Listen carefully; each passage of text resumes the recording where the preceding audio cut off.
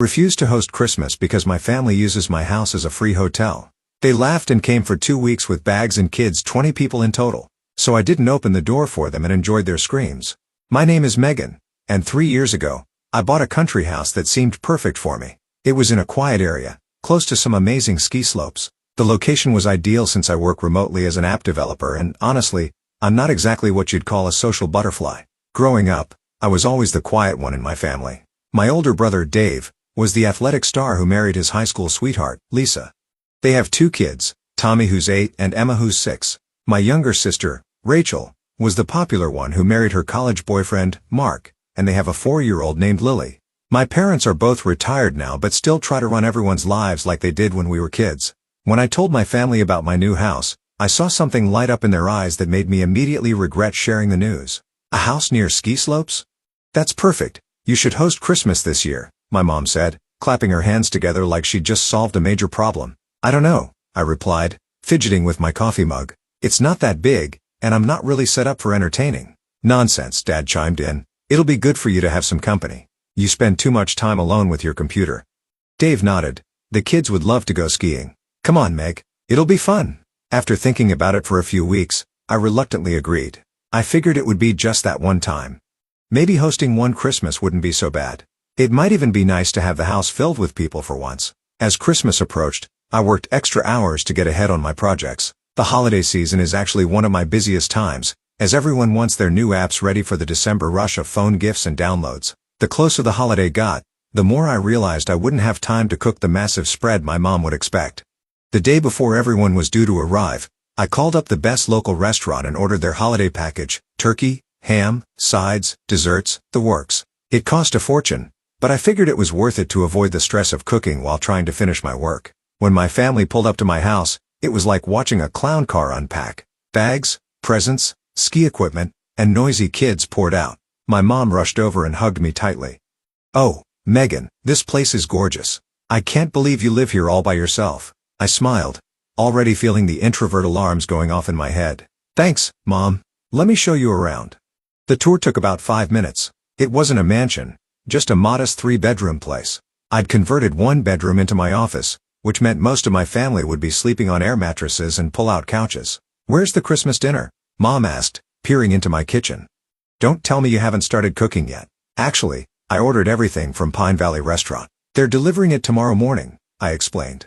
My mother's face fell so dramatically you'd think I just told her I was canceling Christmas altogether. "Restaurant food? For Christmas?" "Mom, I've been swamped with work. I didn't have time to. A good hostess would have made time," she interrupted, her lips pursed. When I hosted Christmas, I started preparing days ahead. I bit my tongue. There was no point arguing with her. She'd never understood my career, always treating it like some kind of hobby rather than an actual job. Christmas dinner actually went better than I expected. Despite my mother's disapproval, everyone seemed to enjoy the restaurant food. We exchanged gifts after dinner, and I'd spent weeks picking out perfect presents for everyone. The latest gaming system for Dave, designer purse for Lisa, artwork for Rachel and Mark, toys for the kids, and a weekend getaway package for my parents. In return, I received a scarf from Rachel, socks from Dave and Lisa, and a coffee mug from my parents that said "World's Best Aunt." "We all pitched in together," Mom explained. "We thought it would be more meaningful that way." I smiled and thanked them, even though I knew the combined cost of their gifts was probably less than what I'd spent on any one of them. But that wasn't the point of Christmas, I reminded myself. The days after Christmas were a blur of noise, mess, and barely contained chaos. The kids used my house as a playground, racing up and down the stairs, spilling drinks on my rugs, and leaving toys everywhere. The adults went skiing during the day and returned to more restaurant food that I continued to pay for without complaint. Not once did anyone offer to help clean up. Dishes piled in the sink, wet towels were left on bathroom floors, and nobody seemed to notice or care. Each night, I'd wait until everyone was asleep, then quietly clean up enough to keep my sanity. "Megan, we're out of coffee," my dad announced one morning as I was trying to squeeze in an hour of work. "There's a grocery store 10 minutes away," I replied, not looking up from my computer. "Well, we don't know the area," he complained, "and we're all getting ready to go skiing." I looked up at him standing there in his new ski pants that I'd bought him for Christmas. "I'll go get some after I finish this section. We wanted to have coffee before we head out," he pressed. So I closed my laptop, got dressed, and drove to the store, while everyone else continued getting ready for their day of fun. By New Year's Eve, I was exhausted and behind on my work. I hadn't had a moment to myself in a week, and my bank account was feeling the strain of feeding 9 people restaurant meals every day. "This has been so wonderful," Mom said as we clinked glasses at midnight. "We should do this every year." I nearly choked on my champagne. The next morning, they all packed up to leave. Not one of them stripped a bed or washed a dish. They hugged me goodbye, thanked me for everything, and drove away, leaving me with a house that looked like it had been hit by a tornado.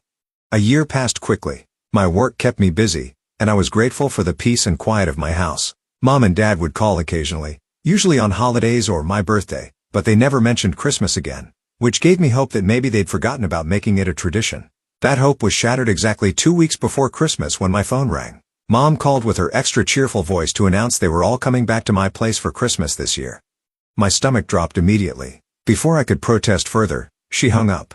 I spent the next few days weighing my options but ultimately did what I always did. I started preparing for their arrival. I cleared my schedule as much as possible, stocked the refrigerator, and mentally prepared myself for another week of chaos. What I wasn't prepared for was the text I received a full week before I was expecting them, saying they had just left and would be at my place by dinner. I nearly dropped my coffee mug. I called my mother immediately to confirm what I was reading. She explained that the kids got out of school earlier than expected, and they all managed to get more time off work. When I explained that I had thought they were coming on the 23rd, she acted like the change of plans was a wonderful complete disruption to my work schedule. 7 hours later, my driveway was once again filled with cars, and my house was filled with noise. Mom burst through the door first, giving me a quick hug before immediately commenting that I hadn't decorated yet. When I explained I was planning to do it that weekend since I wasn't expecting them until the following week, she simply waved dismissively and said it was good they were there early to help. The help turned out to be Mom directing me where to put everything while she supervised from the couch. Meanwhile, the kids were already making themselves at home, pulling out toys and games and spreading them across my freshly vacuumed floor. Soon after, Mom announced there was nothing to eat in the house. I reminded her I wasn't expecting them until the following week and offered to cook something in an hour, but she insisted on ordering from the expensive restaurant we had used last year. I handed over my credit card, knowing I'd probably regret it. "Just the essentials, Mom. I've already spent a lot this week." She patted my cheek like I was still 12 years old. "Don't worry about money during the holidays, dear. Family is what matters." 2 hours later, she returned with bags of prepared meals from the gourmet section of the grocery store, 3 expensive bottles of wine, and a receipt that made me wince. "Mom, this is way more than we need. When I'm on vacation, I like to enjoy myself," she replied, unpacking the bags. "Besides, I never get to relax at home. There's always so much cooking and cleaning to do." Christmas morning arrived, and once again, I had ordered a full holiday meal from Pine Valley Restaurant. It cost even more this year, but watching my family's faces light up as they dug into the food almost made it worth it. After dinner came the gift exchange. I had once again spent weeks choosing perfect gifts for everyone. A drone for Dave that he'd been talking about for months, designer winter boots for Lisa, a spa package for Rachel, a high-end watch for Mark, and toys the kids had specifically asked for. For my parents, I'd splurged on a weekend at a luxury mountain resort. When it was my turn to open gifts, they handed me a medium-sized box from all of them. Inside was a coffee maker, not a high-end one, but the kind you'd find on sale at any department store. The price tag was still partially visible on the bottom. Rachel explained that they had all pitched in because they knew how much I loved coffee. I forced a smile and thanked them, holding back from pointing out that I already had a perfectly good coffee maker they'd been using all week, or that the combined value of their gift was probably less than a tenth of what I'd spent on them. That evening, as everyone relaxed in the living room, I found myself cleaning the kitchen alone. The sink was piled high with dishes, and the counters were covered in food spills. I'd been at it for nearly an hour when Rachel walked in to get another glass of wine. "This place is a mess," she commented, looking around. "Yeah," I agreed, hoping she'd take the hint and offer to help. Instead, she filled her glass and said, "Mom's asking if there's any of that chocolate cake left from yesterday." I dried my hands on a towel and turned to face her. "Rachel, would you mind helping me with these dishes?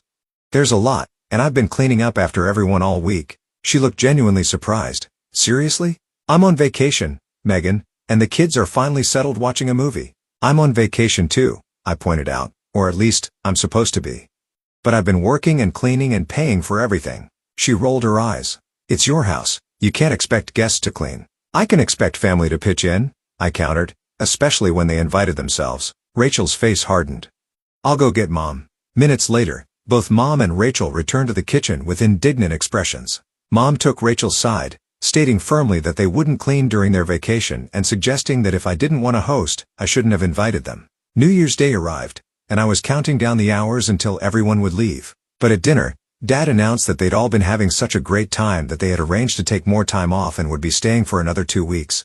I was stunned, explaining that this wasn't what we had planned and that I had work and deadlines to consider. Mom dismissed my concerns, suggesting I should be happy to have family around longer and implying that my career making phone games was less important than family. The 2 additional weeks my family stayed were absolute hell. Mom kept demanding money for food, insisting that since they were on vacation, they deserved to eat well. Dad spent most of his time on the slopes, coming back only to eat and sleep.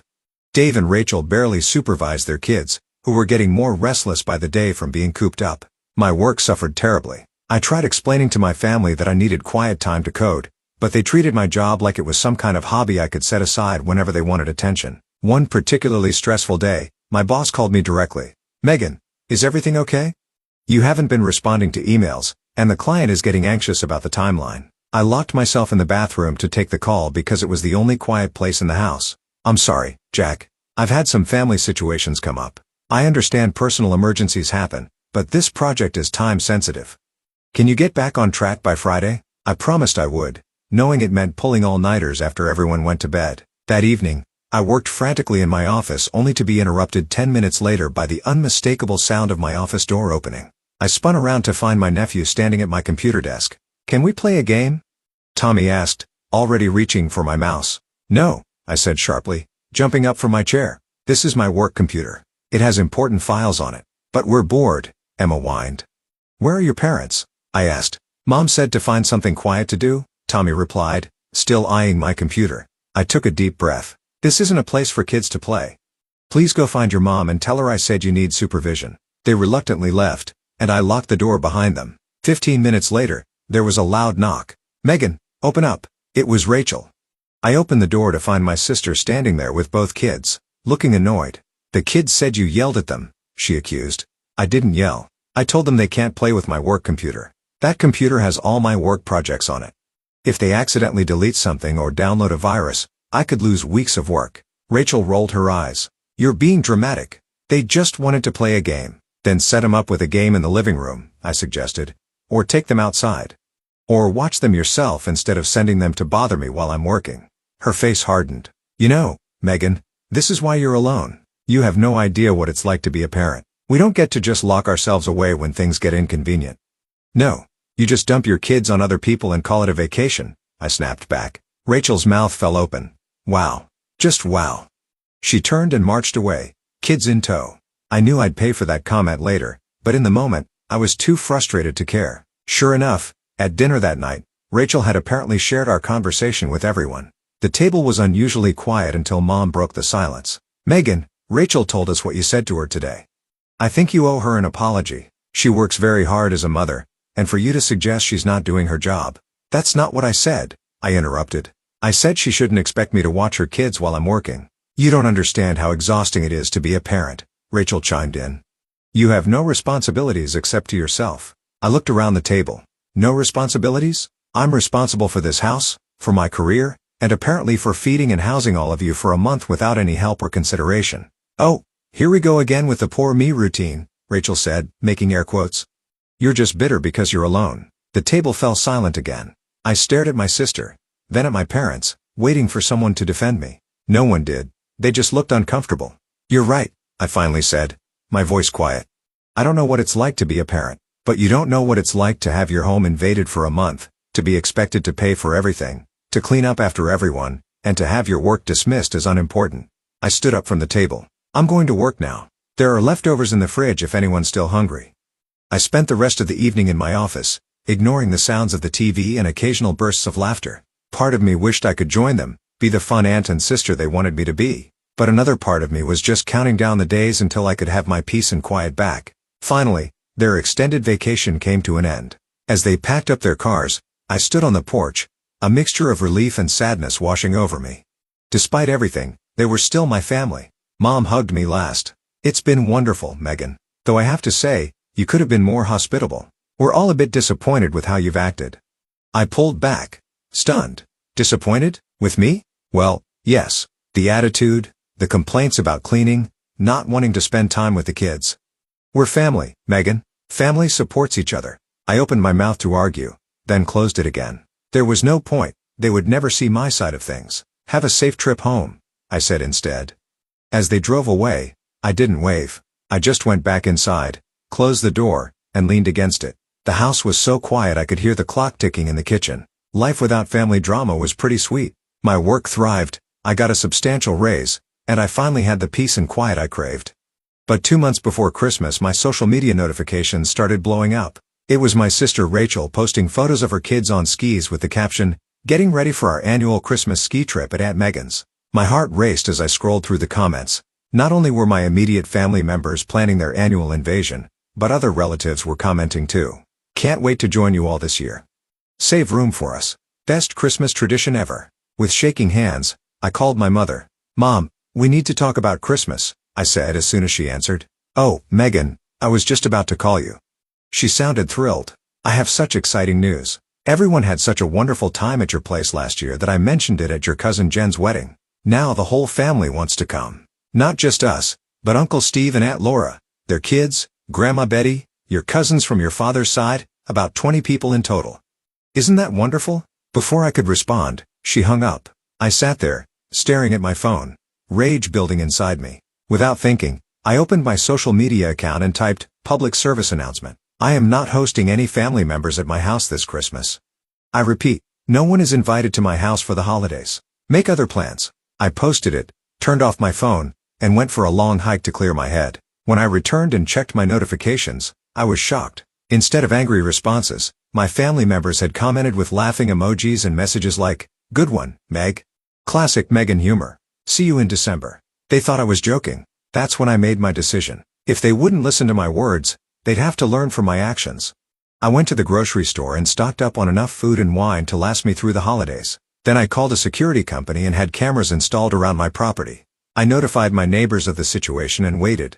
Sure enough, exactly 1 week before Christmas, a caravan of cars pulled into my driveway. Through my security cameras, I watched as 20 people, including my parents, siblings, their kids, and extended family I barely knew, piled out with luggage, presents, and ski equipment. They rang the doorbell. I didn't answer. They knocked louder. I stayed silent. Finally, my dad called my phone. "Megan, we're all here. Open up." "No," I said calmly. "I told you repeatedly that I wasn't hosting Christmas. You chose not to listen." I hung up and muted my phone. Through the cameras, I watched as my family huddled together in the cold. Mom was gesturing wildly, clearly ranting about my behavior. Rachel was trying to console her crying kids. Dave was pounding on my door. The doorbell rang continuously for 20 minutes. Then I saw something that made me grab my phone immediately. The kids were making snowballs and throwing them at my windows. I called Rachel. "Tell your kids to stop throwing things at my house right now." "They're just playing," she snapped. "If you'd let us in." "I have security cameras recording everything," I interrupted. "If they break a window, I'll report the damage to the police." After I hung up, the adults quickly stopped the kids from throwing more snowballs, but the shouting got louder. My neighbors noticed the commotion and came over. Through the cameras, I could see my elderly neighbor Mr. Peterson talking firmly to my family. A few minutes later, my phone rang again. It was Mr. Peterson. "Megan, your family says you've locked them out. Is everything okay?" "Yes, Mr. Peterson. I repeatedly told them not to come, but they showed up anyway. I'm not letting them in." "I see," he said slowly. "Well, they're causing quite a disturbance. If they don't quiet down or leave soon, I'm afraid I'll have to call the police." "I understand. Thank you for letting me know." When I hung up, I turned up the volume on my security system. I could hear Mr. Peterson relaying our conversation to my family. "This is private property," he was explaining. "If Megan doesn't want to let you in, that's her right, and you're disturbing the neighborhood. I suggest you all find somewhere else to go before the police get involved." The looks of disbelief on my family's faces were almost comical. They'd never imagined their plan could fail so completely. After a heated discussion among themselves, they finally started packing back into their cars. The fallout was swift and dramatic. The next day, Rachel posted a long, tearful video about how I had abandoned my family at Christmas and left children out in the cold. My social media was flooded with angry comments from relatives and even some old school friends who'd heard the story. I didn't respond to any of it. I didn't try to defend myself or explain why I'd done what I did. They'd never bothered to listen to me before, so why would they start now? Instead, I invited a few close friends over for Christmas dinner. We cooked together, exchanged modest gifts, played board games, and didn't once mention my family drama. It was the most peaceful, enjoyable Christmas I'd had in years. In the months that followed, my phone remained silent. No calls from mom on my birthday. No texts from my siblings about their kids' activities. No invitations to family gatherings. I was officially the black sheep, the cruel daughter who had turned her back on family tradition. And honestly, it was exactly what I wanted. Maybe someday they'd realize how they'd taken advantage of me. Maybe they'd understand that true family respects boundaries and doesn't treat one member like a free hotel service. Maybe they'd acknowledge that what they'd been doing was selfish and unfair. But even if that day never came, I was okay with it. I had finally stood up for myself, and that was worth more than any family approval. My house was mine again. My time was mine again. My life was mine again.